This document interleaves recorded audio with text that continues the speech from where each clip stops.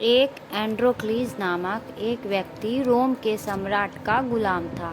एक दिन वह स्वयं पर होने वाले जुल्मों से तंग आकर महल से भाग गया और जंगल में जाकर छुप गया। जंगल में उसका सामना एक शेर से हुआ जो घायल अवस्था में था और बार बार अपना पंजा उठा रहा था। पहले तो एंड्रोक्लीज डरा, लेकिन फिर वह सहजता दिखाते हुए वह शेर के पास गया। शेर के पंजे में कांटा चुभा हुआ था।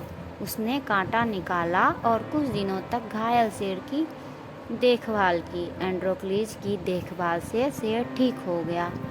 आभार में वह एंड्रोक्लीज का हाथ चाटने लगा, फिर चुपचाप अपनी गुफा में चला गया। इधर सम्राट के सैनिक एंड्रोक्लीज को ढूंढ रहे थे। आखिर एक दिन वह पकड़ा गया। उसे सम्राट के सामने पेश किया गया। सम्राट बहुत नाराज था। उसने एंड्रोक्लीज को भूखे शेर के सामने फेंक देने का आदेश दिया। जिस दिन एंड्रोक्लीज को शेर के सामने फेंका जाना था, उस दिन एक मैदान में रोम की सारी जनता इकट्ठा हुई। सबके सामने एंड्रोक्लीज को भूखे शेर के पिंजरे में फेंक दिया गया। एंड्रोक्लीज डरा हुआ था। उसे मौत सामने दिख रही थी। वह ईश्वर को याद करने लगा। शेर एंड्रोक्लीज की ओर बढ़ा। एंड्रोक्लीज पसीना पसीना हो गया। शेर एंड्रोक्लीज के पास आया। डर के मारे एंड्रोक्लीज ने अपनी आंखें बंद कर ली। लेकिन यह क्या, एंड्रोक्लीज को मारने के स्थान पर शेर उसका हाथ चाटने लगा। सम्राट हैरान था, सारी जनता हैरान थी और एंड्रोक्लीज भी। अंततः एंड्रोक्लीज समझ गया कि हो न हो वह वही शेर है जिसकी घायल अवस्था में उसने देखभाल की थी।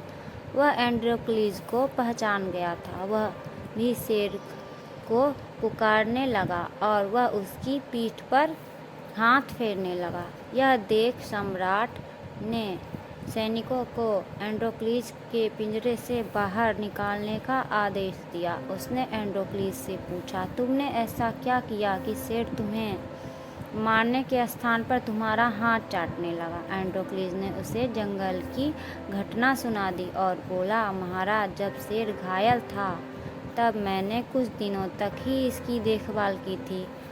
इस उपकार के कारण इसने मुझे नहीं मारा, लेकिन आपकी सेवा तो मैंने बरसों की थी।